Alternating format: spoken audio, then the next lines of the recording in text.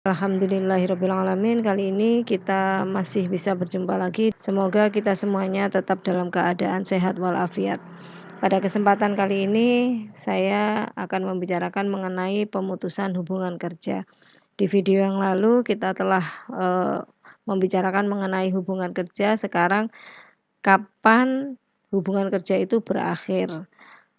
Yang kita bicarakan syarat-syarat PHK atau alasan-alasan diperbolehkannya PHK.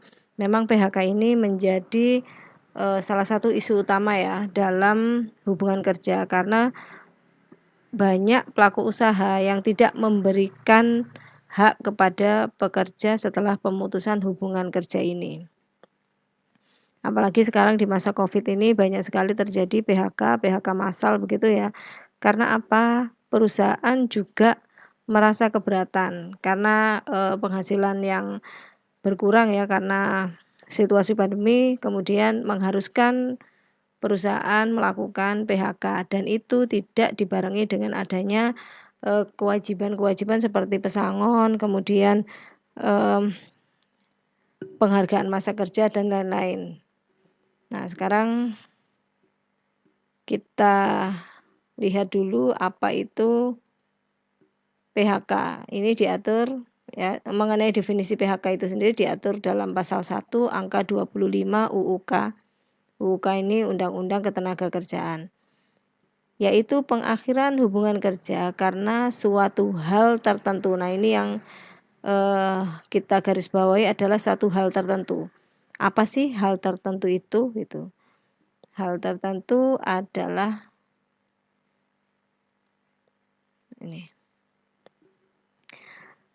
Ya, kita dapatkan di sini hal tertentu itu apa? Ini merupakan alasan-alasan dalam pemberhentian atau PHK. Yang pertama karena undang-undang. Kemudian yang kedua karena keinginan perusahaan.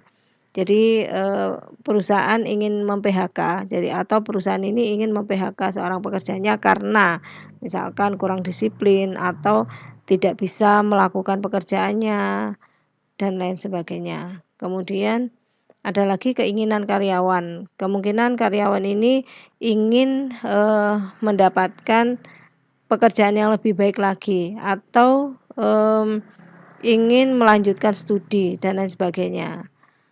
Kemudian pensiun, pensiun ini maksudnya, masa kontrak itu sudah selesai. Masa kontrak ini untuk PKWTT ya. Masa kontrak sudah selesai. Kalau, yang PKWT tidak ada pesangon dan tidak ada uang penghargaan masa kerja. Jadi yang dimaksud pensiun ini adalah, untuk PKWTT. Kemudian ada lagi kontrak kerja berakhir. Nah, ini kalau misalkan ada, kontrak kerjanya seperti PKWT begitu. Atau, diperjanjikan khusus misalkan masa kerja selama 15 tahun misalkan. Nah, ketika masa kerja 15 tahun sudah dilalui, maka pegawai dapat diberhentikan oleh perusahaan. Kemudian kesehatan karyawan, mungkin karyawannya sakit sehingga, tidak bisa menjalankan kewajibannya untuk bekerja di perusahaan tersebut, maka perusahaan dapat melakukan PHK. Kemudian pekerja meninggal dunia, dan yang terakhir perusahaan dilikuidasi. Jadi bisa melakukan PHK kalau perusahaan itu dilikuidasi, maksudnya perusahaan itu sudah mengalami pailit kemudian harus dilakukan likuidasi. Ada lagi, ini juga berdasarkan perjanjian, kalau perusahaan tersebut melakukan, merger penggabungan. Biasanya kalau melakukan merger ada efisiensi dari perusahaan, ada beberapa karyawan yang harus di-PHK, merger, likuidasi, dan akuisisi.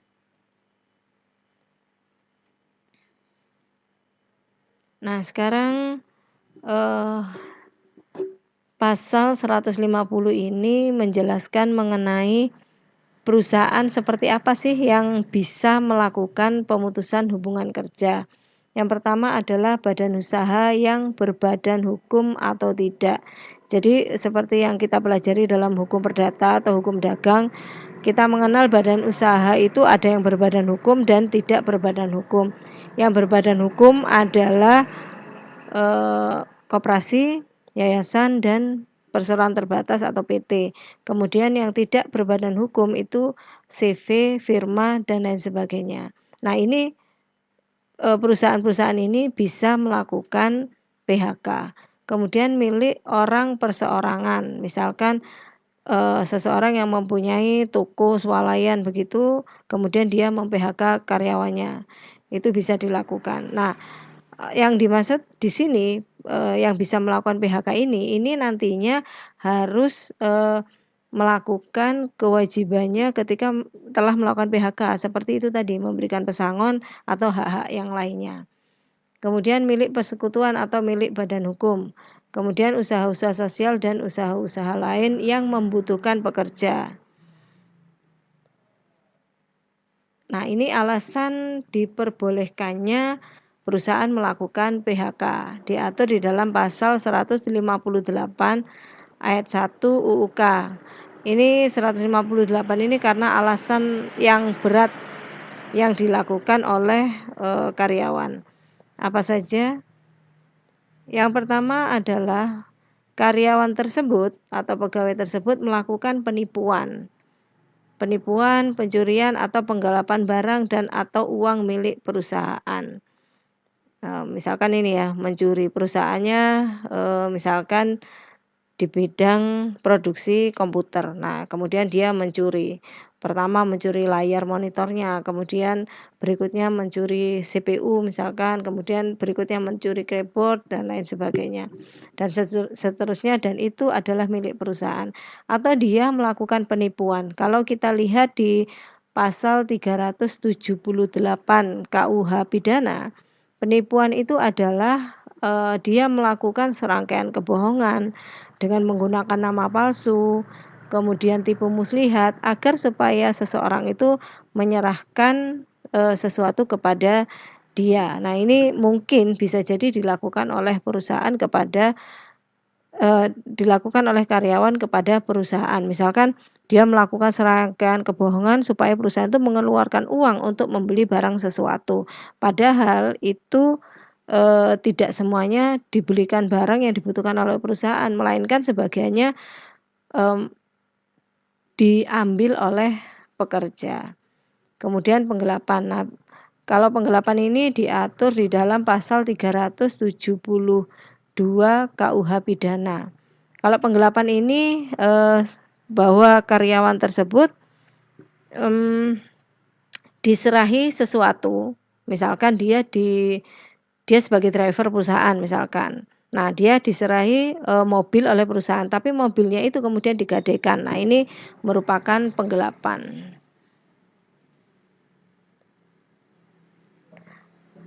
Ini juga merupakan alasan memberikan keterangan palsu atau yang dipalsukan sehingga merugikan perusahaan.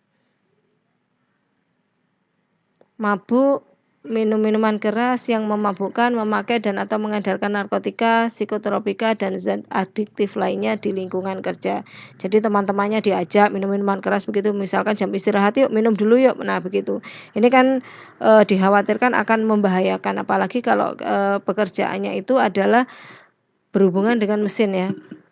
Itu ada perusahaan kaleng ya, jadi seperti kaleng Hongguan, kemudian UBM dan lain sebagainya itu aja tanpa mabuk-mabukan itu kalau tidak berhati-hati itu bisa berbahaya karena pemotongnya itu sangat tajam dan sangat berat. Makanya kaleng tersebut yang terbuat dari besi itu bisa terpotong, bisa terbentuk, apalagi badan kita yang seperti ini ya. Jadi bisa membahayakan. Mabuk, minum minuman keras di tempat kerja ya, memakai atau mengedarkan narkotika, psikotropika, dan zat adiktif lainnya di lingkungan kerja. Kemudian melakukan perbuatan asusila atau perjudian di lingkungan kerja. Nah, ini juga tidak boleh. Misalkan di lingkungan kerja, nanti kita gajian, ayo kita taruhan. Nah begitu, itu nggak boleh ya. Taruhan biasanya kan ada taruhan kalau pas musim liga sepak bola begitu, itu kan banyak taruhan itu sebenarnya. Apalagi kalau ini dilakukan di lingkungan kerja, di tempat kerja gitu. Nah itu dilarang. Menyerang, menganiaya, mengancam, atau mengintimidasi teman sekerja atau pengusaha di lingkungan kerja. Jadi bosnya sendiri gitu ya diancam gitu. Kalau nggak dikasih uang maka dia akan melakukan sesuatu. Menyerang, menganiaya, mengancam, dan mengintimidasi teman sekerja atau pengusaha ya. Pengusahanya diintimidasi, berani-beraninya dia ya. Kemudian ini, dengan ceroboh atau sengaja merusak atau membiarkan dalam keadaan bahaya barang milik perusahaan yang menimbulkan kerugian bagi perusahaannya. Nah, ini contohnya apa ya? Dengan ceroboh atau sengaja merusak atau membiarkan dalam keadaan bahaya. Jadi dia dengan sengaja atau lalai gitu ya. Dengan membiarkan dalam keadaan bahaya ini kalau dalam bahasa hukum pidananya ini melakukan kelalaian dia. Lalai sehingga barang milik perusahaan itu rusak. Kemudian membujuk teman sekerja atau pengusaha untuk melakukan perbuatan yang bertentangan dengan peraturan perundang-undangan. Contohnya apa ini? Yang bertentangan dengan peraturan misalkan mengajak teman sekerjanya untuk melakukan prostitusi online misalkan gitu, menawarkan seorang PSK. Nah, itu kan bertentangan dengan peraturan perundang-undangan atau mengajak teman sekerjanya untuk jual beli senjata ilegal. Nah, itu juga ya. Ini contohnya. Dengan ceroboh atau sengaja membiarkan teman sekerja atau pengusaha dalam keadaan bahaya di tempat kerja.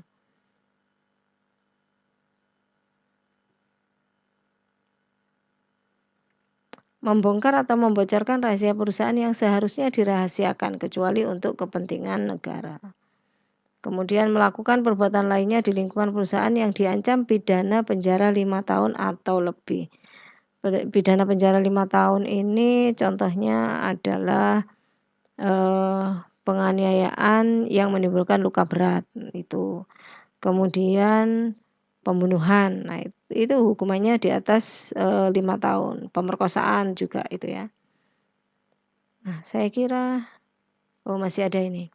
Masih ada. Jadi ini kewajiban perusahaan yang harus dilakukan apabila dia telah mem-PHK karyawannya, yaitu memberikan uang pesangon. Uang pesangon ini sudah diatur ya di dalam pasal 156 ayat 1.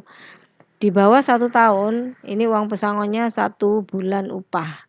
Misalkan upahnya 3 juta itu harus diberikan.